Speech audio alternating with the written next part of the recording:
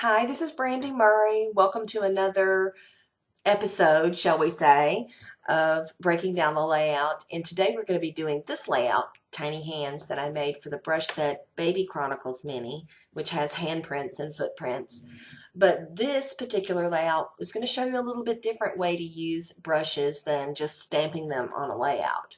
So I wanted to take this opportunity to kind of take you through the steps.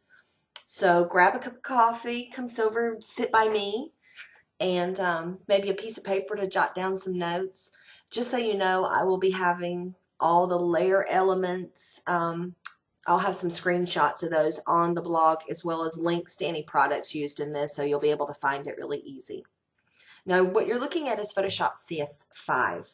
Maybe a little bit different from the program that you're using. I don't have Photoshop Elements, but I'm aware of some of the things that it can and can't do. If you're an Elements user, it's a great program.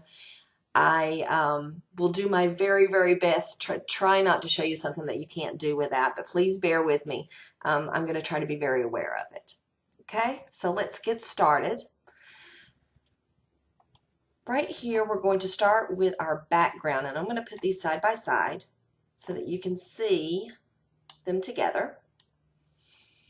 The background is from Bon Appetit. It's the cutting board background. The rest of the elements are going to come from Shabby Bakery, along with a few brushes that I'll name as we go along. Again, I'll have those on the blog so you'll be able to find them. So not to worry about having to rush and jot down everything else. So we're going to get started here. The first thing we're going to do is we're going to drag the blank dough over onto our layer. And if you're a beginner and wondering how to move stuff around, it's always best to drag from your layers palette. So you just hold down your mouse key, you drag it, and you drop it. And that's how you move stuff in between layouts or back and forth. I'm going to try to position this dough as the same as the original and add a little drop shadow to it, just a small one. The next thing we're going to want to do is we're going to make our handprints on top. So we're going to want to create a new layer. And I'm on my dough layer, and down at the bottom right hand corner of your layers palette, there'll be a little thing that looks like a little page with a corner flipped up. And if you click on it, that's create a new layer. And that'll create a new layer right on top of where we need it to go, in this case on top of the dough layer. And next we are going to use our brushes. Now, you want to need to set your foreground to a dark color. It doesn't really matter what color you use for the brushes because we're only using them to cut and the shapes of them. We're actually not going to be using this layer, but pick a color that's darker on top of this white so you'll be able to see. So I'm going to switch my color over to black so we'll be able to see it really good. I'm going to click my brush and go down and click my hand. Again, this is from the brush set Baby Chronicles Mini. And a neat trick to use when you're using brushes, and I actually learned this from one of our members at Scrap Girls, and I love it. I use it all the time. If you use your bracket keys on your keyboard, they will enlarge and reduce the size of your brush in increments, so it's easy to match things up. If you know you click 2 times and you're going to do it again, you know you click 2 times, so you don't have to worry about the percentages or the points of the size of your brush. So I'm going to click the left bracket key twice to make it just a little bit lower, a little bit smaller, and I'm going to just stamp my brush right on top. Now I'm going to go over and do the same thing for my other hand, and since I know I clicked it twice, I'm going to click twice on that and position my hand. That should be about right. Leave enough room for our little name there later.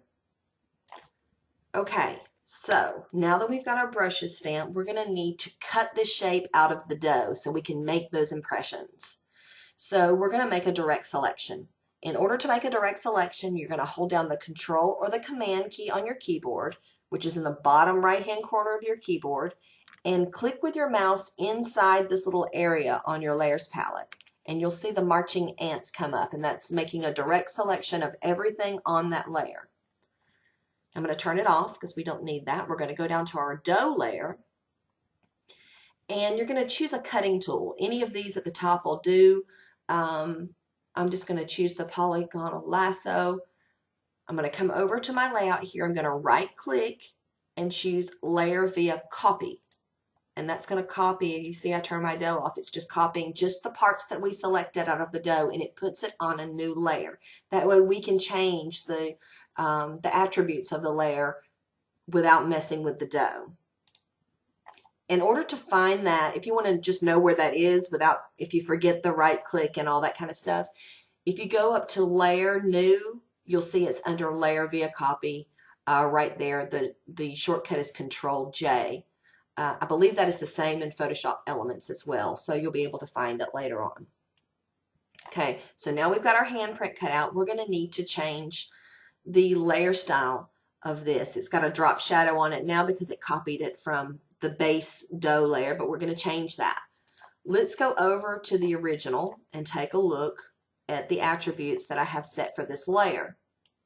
Now just know that I'm going to have these screenshots on the blog, so you can go back and reference them if you need to, or you can just make some quick notes as you're sitting here and going through it if you'd like.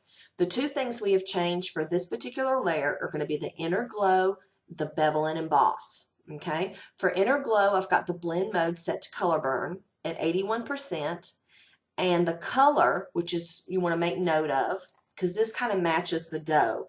You might want to change it a little bit if you're working with a different type of material, but for the purposes of this video, the color you're going to need to choose right down here in the bottom, 878073. So if you want to jot that down. Everything else I believe is set to default except for the size. You want to change that to 174 pixels. Now the bevel and emboss, we have the main attributes of bevel and emboss. We have a few things changed as well as the contour. So we're going to go through those again really quick with you for the video, but again if you need to reference it, go to the blog and I'll have those images there for you. On the main attributes of the bevel and emboss, I've got it set to inner bevel, smooth, the depth is 297%, and this direction, real important right here, you want to make sure that's pointing down, because we're putting an impression in the dough and not building it up as if we were going to emboss something on top of it. So make sure that set it down. The size at 24 pixels. The shading and lighting attributes are here, 120%, 30%. The gloss contour is default. The highlight mode is default white, default screen, but you want to make sure you change that opacity to about 75%. This is what you're going to want to make sure that you get changed right. Multiply is default, but the color in the default mode, which may come up on your computer, is going to be black, and you're going to need to change this color so that it matches the dough. So I'm going to click on that so you can make note of the color number. It's A7A080. Right down here in the bottom, this is where you'll find that number, and when you're typing it in, if you just highlight it and type those numbers in from your notes, the same color will pop up. Okay, opacity set at 78%. Now clicking on the contour button, it's going to bring up our contour box, and if you hit this little drop down window here, the second contour, which is the cone contour, is the one you're going to want to choose. Okay, and the range is set at 50%. Okay, so those are the attributes of the layer. And for the purposes of this video, instead of coming over here and re-entering all of those numbers, I'm just going to do a fun little shortcut by clicking on the layer. I'm going to right click when I'm in my layers palette over here and hit copy layer style, and then go over to my new one and hit paste layer style, and voila, just copies it right over, and that'll save us a little time. But you can see it looks like there's an imprint going on into the dough, and you can play with the opacity if you need to. That's going to make it really dark, but I have it set around 60%, 50-60%. You can kind of play with it, whatever works best with you. Okay, so next we are going to need to add the flour underneath our dough layer. So I am going to add a new layer like we did before. I'm going to click on the background layer, and then that little page button at the bottom right hand corner says create a new layer. Click on that, and we get a blank layer on top. Now the flour, I've used a couple of different brushes. They'll be listed on the blog for you, but I will mention them. We need to change our color to white since obviously our flour is not going to be black. And choose my brush here. And this is from Dynamic Brush Set Background Blenders, and this is brush number 5. And I chose this brush because it does really kind of have like a flowery texture to it. I'm going to use that trick again with the brackets, and I'm going to reduce the size just a little bit. Normally when you're using a dynamic brush, you hold down the mouse and you drag. In this case, I want you just to click and let go about 4 or 5 times on our blank layer here, just to get the brush so it doesn't start scattering too much, just to get it, that looks about right, about what we had before. Just click and let go, click and let go. The brush is actually turning as you're doing it, so you're not getting the same imprint every time it's rotating.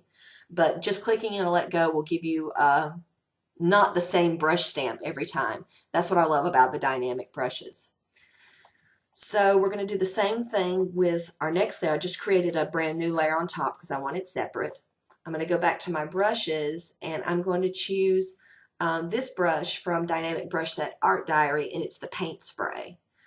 And I'm going to reduce the size a little bit, and we're going to use the same technique as we did before of click and let go. So just click and let go a few times.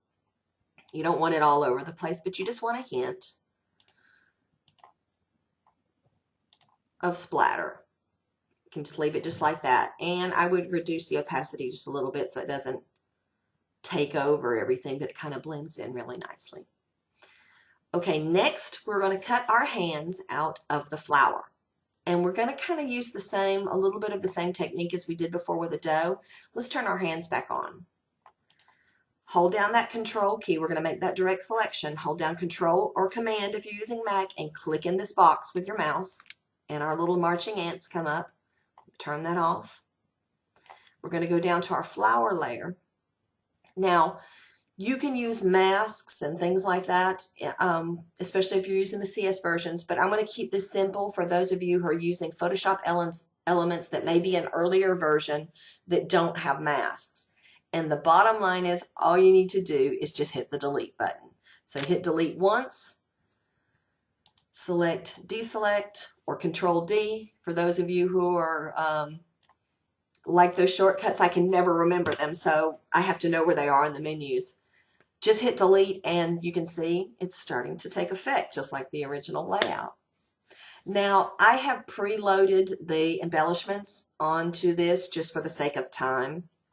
I didn't want you to have to sit here while I drug everything over and positioned it.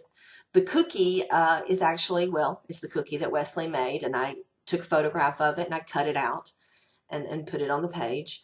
The cookie cutter tool and the little heart shape are from Shabby Bakery. They're in the embellishments in the word art. And the candies now, the candies I made special for you. These are not available in the store or anywhere else, but you can get them on my blog for free. It's just a little extra thing for you guys to say thank you for being a customer. I appreciate it. I really do. I mean, this is our livelihood here, and we need people like you to support us. So I really appreciate that. So just go on over to Scrapbooks from the Heart, which is my blog, and with this video post that you'll be able to find those. Also, if you click the freebies button, I'll make sure that that's tagged with that so you can find those easily. Clicking on that little image, let's see, let me show you what to look for. Look for this little image right here that says free candies, and it'll take you over to PhotoBucket where you can download the PNG file. There won't be any shadows on it.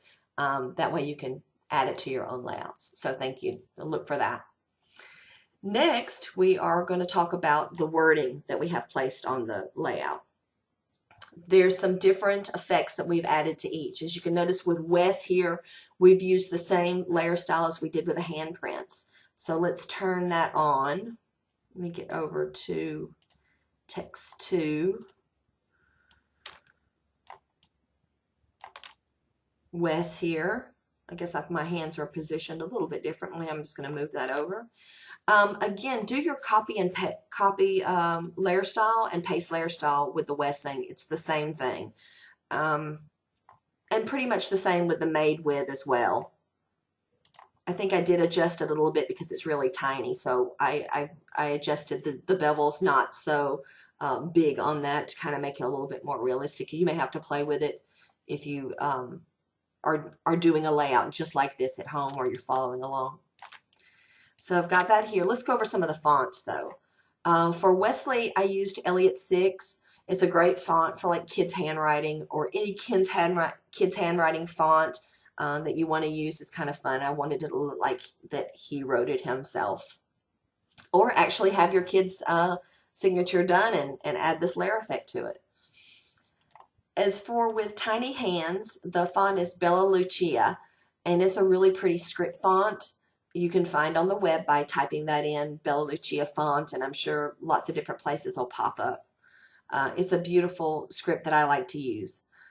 The Lots of Love is Courier New, and that comes standard. That should be already with your Photoshop program. And Cookie by Wesley is Beyondy. And you can search for that on the web if it's not already in your program. November is also the same. It's going to be Courier New, like the Lots of Love. So that's how I put the layout together. Just by using those stamps to cut things out and create different effects and just something different from what you may be using brushes for. I hope you learned something new. Thank you so much for being a customer and taking time to sit down and learn something new. I hope you have a wonderful day. Bye-bye.